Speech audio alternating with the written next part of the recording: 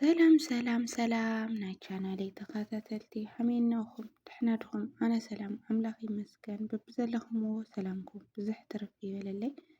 እምበኣርኸስ ንቻናለይ ሓድሽቲ ዝኾንኩም ላይክ ሼር ሰብስክራይብ ብምግባር ቤተሰብ ሁኑ ማለት እዩ። ያው ቤተሰበይ ድማ ላይክ ሼር ብምግባር ሓግዙኒ ማለት እዩ። ስለትገብሩለይ ምትሕባር ድማ ካብ ልቢ ይቀኒየለይ ናልኹ هميخناكم دحناتكم هميناخن كوراتي ደቂ መዳመይ ሃሚናኸን ረመዳን ስራሕ ከመይ ገበረኩም ነው በብዘለናዮ እግዚአብሔር አምላክ ብርታዖ ጥንካሬ ይሃበና ማለት እዩ። አይዞና ማለት እዩ እና ኩራት አሕዋተይ እና ሎማዓንቲ ሕዝዩሉ መጻኹ ብዛዕባ አሌክስ እና ሊሊ ድጋሚ መጻናኹ ማለት እዩ ኩራተይ ሎማዓንቲ ለምጻን ፍልይ ለብሎ ምስ ኩልና ህይወት ተደሓሓዘ ነገር እዩ ኣምሃራይ ክኾን እዩ ልወኽዎ ነገር እዩ ማለት እዩ። ካብኣቶም ሕዝዩሉ መጻኹና እንታይ ተብልኩኒ ተብልክናንሲ ትማለይ አሌክስ ለቕረቦ ብዛዕባ ህይወቶም ማለት እዩ ህይወትና ኣነሲ ኣዴሲ በቃ ምዛይ ትረፍኻ ምዛ ትምራይ የብልኻ ይብላትኒ ብራንክ እዩ ግን ህይወትሲ እንዳየናይ ያኒ ህይወትና እንዳየናይ ነዊሕ ጊዜ ብዙሕ ሰዓት ብዙሕ ነገር ብዙሕ መስዋዕት ይኸፍልና ለሃነጽናዮ ሓዳር ይኹን ፍቅርሲ ሃመይ ገርና ባዕልና ብሓደ ሰዓት ከም ነፍርሶ ከም ናባላሽዮ እንትን እዩ ለርእየካ ማለት እዩ እና ኸድሲ እሱ እንታይ ብልዎ ኣዴሲ ጭራሽ ምዛ ትነብር የብልኻይ ምዛ ካብዛ ትፍለየና ካብላትኒ ይብልዋ ማለት እዩ እና እሳ ልባት ተሰውርሲ ብምንታይ ይጥገን እና መጀመሪያ ጥያቄ እዚ ክኾን ማለት እዩ እና ወላማ 10 ገወር ፕራንክ ይኹን ግን ሃምዛ ዓይነት ነገር አይ ህይወትና ተለይገበርና ሃምዛ ዓይነት ፕራንክ ተለይገበርና ወላሞ ደሕና ልመጻ ይኹን ገለታትሲ ሃምዛ ዓይነት ህይወት ተለይጠቐምና ሃምዛ ዓይነት ነገር ፕራንክ ተለይገበርና ማለት እዩ። ምክንያቱም ከቢድ እዩ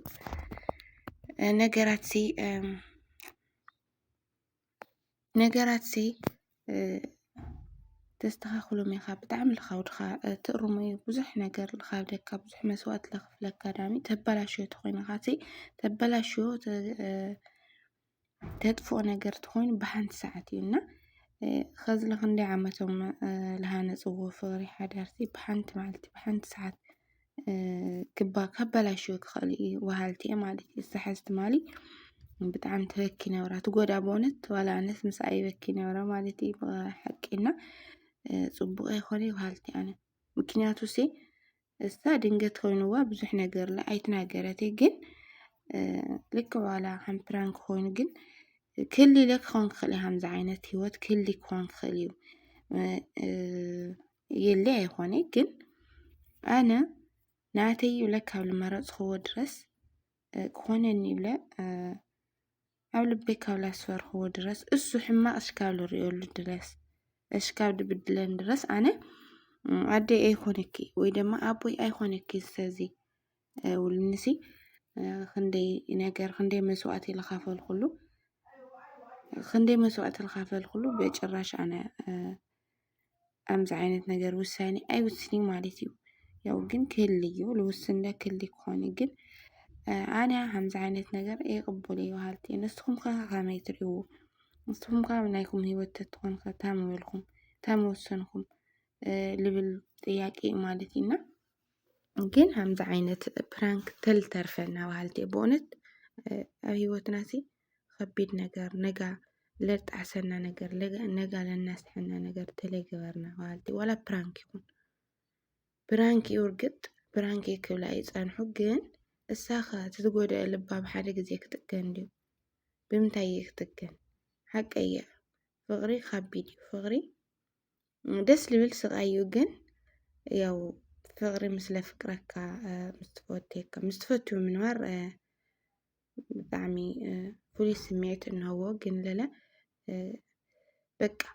ዘይሓሰብካሉ ሃምዚ እዩ ንፋላለይ ልትወሰነ ሰዓት ሃምዚ እዩ ትብለካ ተሎ ለለ ብጣዕሚ ይኸቢድ ማለት እዩ በእውነት ብጣዕሚ ይኸቢድ እንዳየናይ ስሜትካ ምድጎድ ያው ልፈልጦ ክፈልጦ እዩ ማለት እዩ ኩራተይ እና ትማሊ ኣሌክስ ብጣዕሚ እዩ ትጋጊ ማለት እዩ ኣሌክስ ከምዚ ዓይነት ፕራንክ ፈታኝ ዝኾነ ፕራንክ ክገብር ኣይነበረይ ዋላ እማ ያው ስራሕ እዩ ግን ለለ ፍልይ ዝበለ ካብ ሂወቶም ዝወፀ ነገር ካብ ሂወትካ ፍልይ ዝበለ ነገር ተልኾን ካብ ሂወቶም ፍልይ ዝበለ ነገር ተልኾን በሃልቲ ኣነ ማለት እዩ ምክንያቱ እዚ ነገር እዚ ብጣዕሚ ከቢድና ከምዚ ዓይነት ፕራንክ ተሪር ንገብር ኩላትና ንኩላትና ትምህርቲ እዩ ማለት እና ልልየ ብጣዕሚ ኣሕዝናትኒ ብእውነት ብጣዕሚ ልበይ ምስኣ ጉድእ ዝበለ ማለት እዩ እና ምክንያቱ ትፈትዮ ሰብሲ ናተይ ትብሎ ሰብ ድንገት መፁ በቃ ንፈላለይ ዝተወሰነ ሰዓት ንራሓሓቅ ኣነ በቃ ኣመይ ማክገበር ወላዲተይ ከም ዝብላትኒ ክና ካብ ወላዲተይ ፍቓድ ለለ ኣይወፅእ ውሉ ከስተር ውል ትናገረካ ኣሎ ብጣዕሚ ከቢድ ማለት እዩ ብጣዕሚ ከቢድ ፈታኝ ፕራንክ እዩ ማለት እዩ ብእውነት ፈታኝ ኣሪዶ ኣይኮነ ለሕና ድባዕሉ ፈትኑና ማለት እዩ ብእውነት በቃ ስነ ስርዓት ምናምን ንሰብ ኣክብሮት ከይገለታት ምስኣ ካለይ ትኸድለይ ትምጥነካ ሰበይቲ እያ ውላት ንማዘረይና ኣነ ለለ ምንም ገብር ኣይኽእል ኣብ መንጎ ክልተ ልፈትዮ ሰብ ተቃርቀረ ብዝለ ወላዲተይ እያ ብዝለለ እስኺ ፍቅረያ ግን ለለ በቃ ልተወሰነ ሰዓታት ንፈላለይ ልተወሰነ ሰዓታት ንራሓሓቅ ይብልዋ ማለት እዩ ብእውነት እና ነብዓ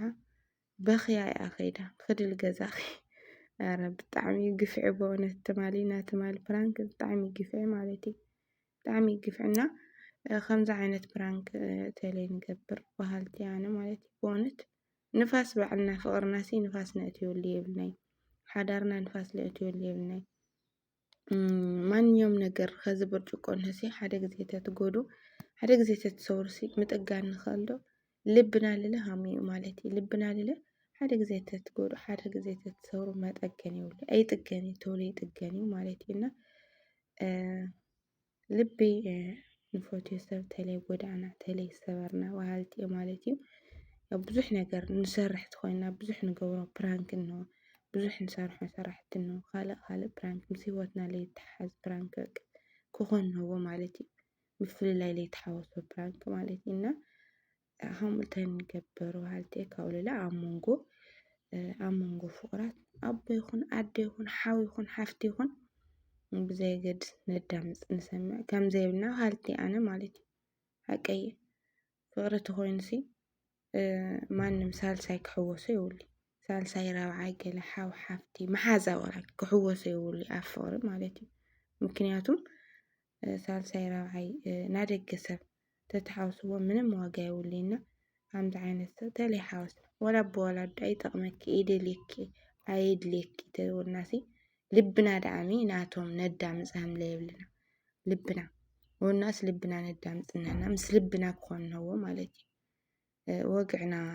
ገምጋምና ይኹን ኣተሓሳስባና ምስ ልብና ነዳምፅ ምስ ልብና ንማኸር ንሕና በሃልቲ እየ ማለት እዩ ኩራተይ ከምዚ ዓይነት ፕራንክ ተዝተርፈና ካብኡ ድማ ካብዚ ፕራንክ ዘይተምህርኩም ንስኹም ከ ታመወሰንኩም እዚ እንትንኸ ትክክለኛ ሓሳብ ዶኹም ትሕዝቡ ኣብ ኮሜንት እቕምጡ ማለት እዩ ኮሜንት ኣቕምጣ ኩራተይ ያው ናይ ልምዕንቲ ቪድዮ እዚ መስል ነብሩ ብቐፃሊ ቪድዮ እሽካብ ንራኸብ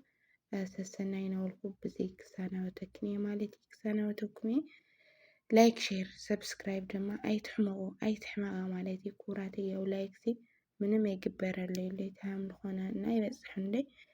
ላይክ ግበራ ላይክ ክንዲ ሸር ይሕግዘኒ እሞ ላይክ ገበርኩም እተያ ማለት